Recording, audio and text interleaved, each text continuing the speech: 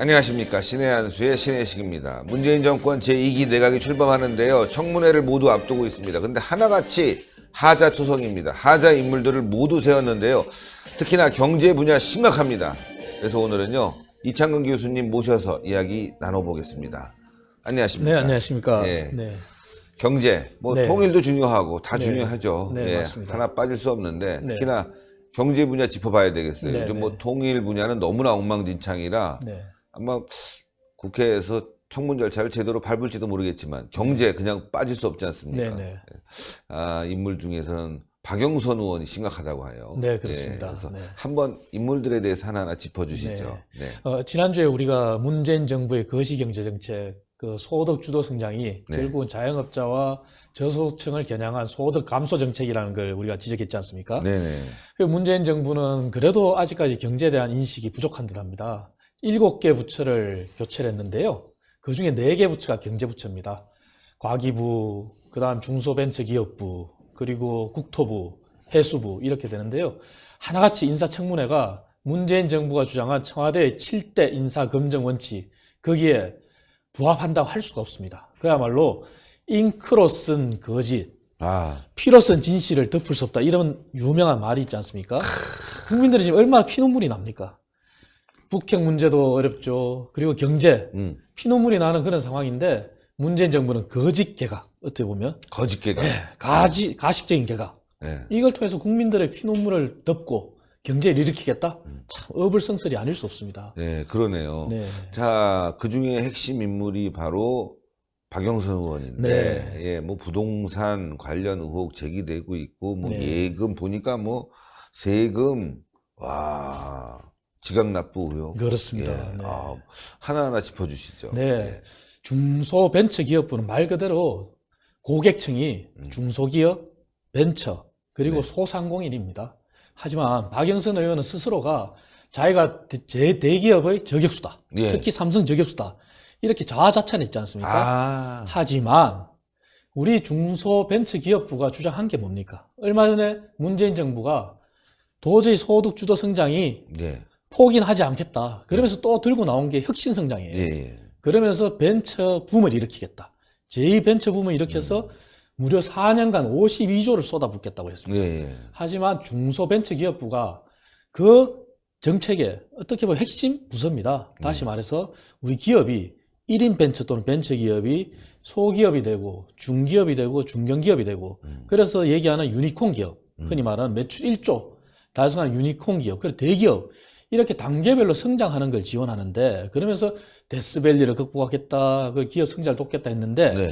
박영선 의원은 기업에 대한 인식, 시장에 대한 인식이 어떻게 보면 반기업, 반시장적인 정서를 이때까지 보여왔다는 거죠. 그렇죠. 예. 그러면 우리가 기업이 크는 과정에서는 어쩔 수 없이 시장 지배적인 그런 요인도 생길 수 있고 기업이 성장하려다 보면 자본이 필요하니 네. 순환 출자 문제는 여러 가지 상황에 발생할 수가 있어요. 네, 예. 하지만 그러한 상황이 과연 유연성을 가지고 대처를 해야 되는데 네. 우리 네이버만 보더라도 네이버가 얼마나 지금 컸는데 대기업 집단 지정되자마자 여러 가지 규제가 많이 그렇죠. 제약이 많이 발생했지 않습니까? 네.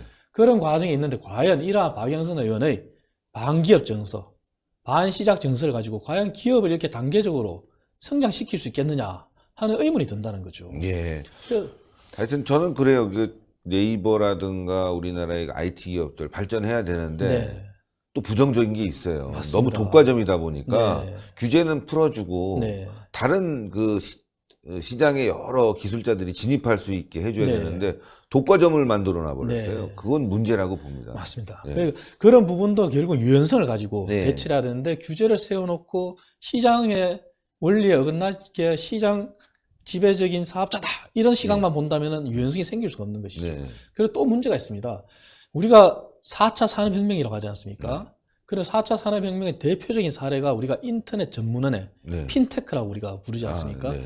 하지만 우리나라는 이미 핀테크, 중국의 알리페이가 있는데요. 네. 알리페이보다 우리가 사실은 핀테크 기술을 더 빨리 개발했었어요. 네. 네. 네. 하지만 규제 때문에 우리가 시장에 빚을 못 발휘한 겁니다. 하지만 그 부분을 박근혜 정부, 물론 박근혜 대통령 공과 과가 있죠. 하지만 네네. 박근혜 정부의 공이라고 할 수 있는 인터넷 전문은행, 핀테크 규제를 풀어서 탄생했단 말이죠. 네네.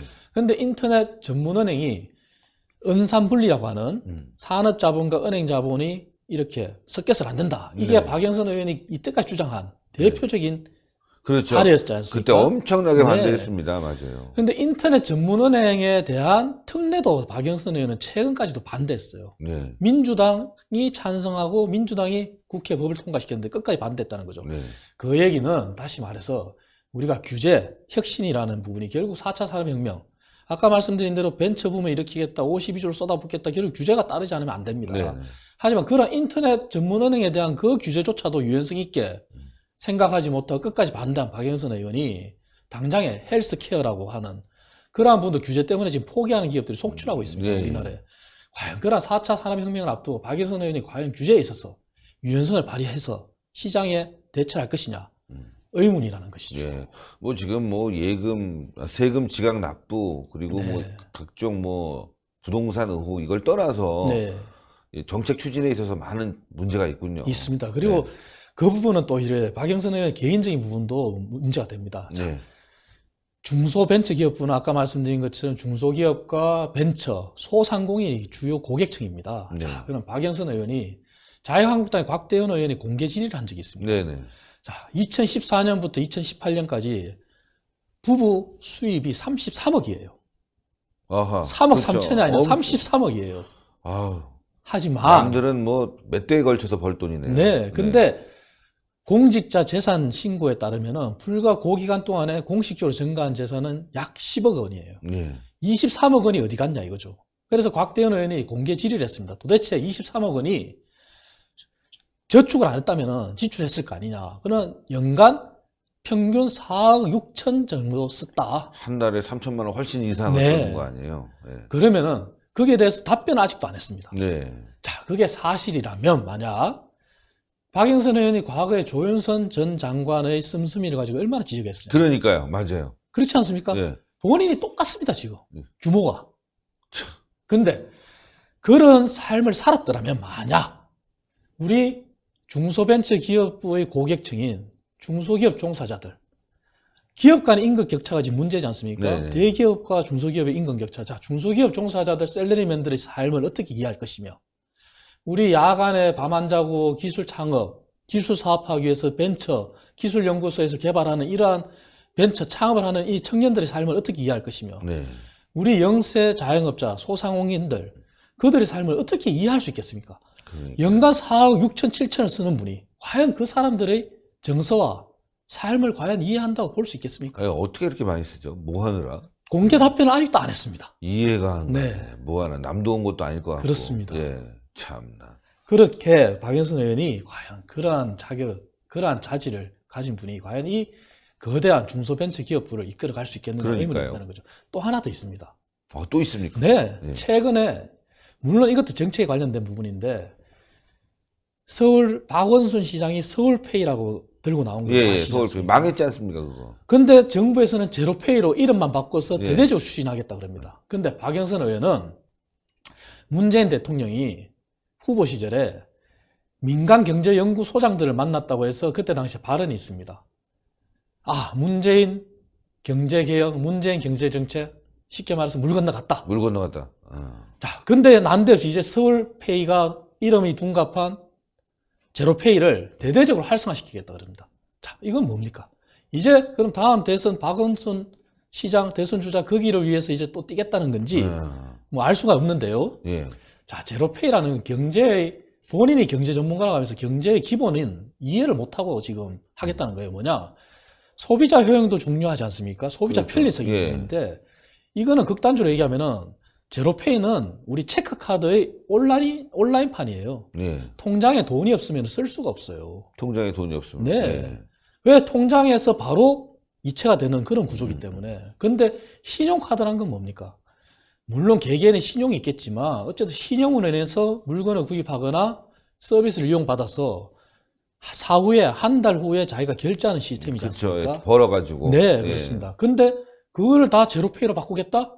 그럼 돈 없는 사람 소비도 하지 말라는 겁니까? 아, 극단적으로 그러네요. 본다면. 예. 통장에 돈 없는 사람들은 움직이지도 못하겠네요. 그렇습니다. 버스 타고 싶어서도 네. 버스 타고 필요한 생필품 사야 되는데 돈은 없는데 카드로 하고 다음 네, 달에 벌어서 그렇습니다. 갚으면 되는데 그렇게 못 하겠네요. 그렇습니다. 그리고 그 제로페이가 가맹점 입장, 그리고 네. 재화를 공급하거나 서비스를 공급하는 건 생산자 입장에서도 큰 의미가 없어요. 뭐냐? 이미 신용카드 수수료는 소상공인들한테 엄청나게 인하가 됐습니다. 네. 그리고 또 소상공인 우대로 인해서 많이 인하가 됐어요. 근데 제로페이는 매출 8억 원 이하인 소상공인들한테는 수수료를 물지 않겠다. 그건데요. 수수료를 그렇게 물지 않겠거나 소상공인들이 신용카드에 의한 우대 수수료를 받는 거랑 큰 차이가 없다는 거죠. 아하. 오히려 생산자 입장, 공급자 입장에서는 신용카드 가맹이 많으니 오히려 더 판매가 많이 되는 건데 그걸 일시에 제로페이로 다 바꿔라 한다면 거기에 따른 또 다른 소비자들이 사용을 안 한다면 매출 감소로 이어질 수도 있는 거예요. 그렇죠. 이러한 경제의 기본 원리도 모르면서 무조건 제로페이로 다 가겠다? 과연 이게 실효성이 있는 정책이냐 이거죠. 뭐 카드사가 공짜로 일할 일은 없을 거 그렇습니다. 아니겠습니까? 예. 그래서 그러한 걸 보더라도 아. 이 중소벤처기업부가 우리 소상공인, 벤처, 중소기업 이 고객이 주요 고객층인데 그러면 우리나라 9988이라는 용어가 있듯이 예. 기업의 99%가 중소기업이고 종사자의 88%가 중소기업에 종사하는 사람들인데 예. 그럼 대한민국 경제활동을 하는 인구의 상당수가 결국은 중소기업, 벤처에 해당되는데 과연 이분들을 위한 정책을 제대로 펼 수 있을까? 또 본인의 자질이 연간 4억 6천, 7천을 소비하는 분이 그러한 우리 서민들의 삶을 과연 이해할 수 있을까? 의문이라는 거죠. 예, 정말 의문이네요, 네, 이거. 그렇습니다. 제가 봐도 좀 걱정이 되네요. 예, 네. 저는 뭐 여러 가지 뭐 사생활 관련, 네. 예, 부동산 관련 의혹을 갖고 있는데 네. 그거 이외에도 이 정책적으로 들어갔을 때 더 큰 문제가 있군요. 심각합니다. 예, 심각하네요. 지금 뭐 제로페이 사실 카드사들은 그동안에 줬던 것들 다 뺏어버리면 운영이 네. 되겠지만 네. 일반 가맹점이라든가 소비자한테는 더 불리한 그렇습니다. 상황이 될 수도 네. 있겠어요. 네. 계좌에 돈이 없으면 사용할 수가 없는 거예요. 예. 제로페이는 아. 기본적으로 체크카드도 우리가 돈이 없으면 결제가 안 되지 않습니까? 그렇죠. 그거 똑같은 거니까. 극단적으로 아까 말씀드린 것처럼 정말 돈이 없는 사람은 사용을 할 수 없는 거예요. 네.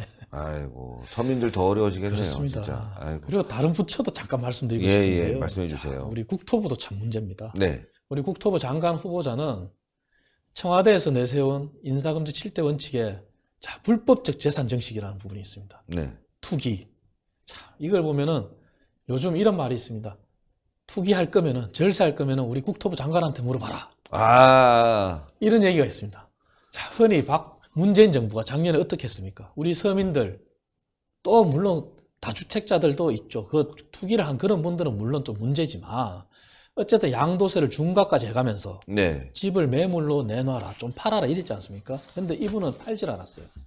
그러면서 장관 시켜주겠다고 하니 갑자기 성남 분당에 있는 집을 자녀 부부에게 증여합니다.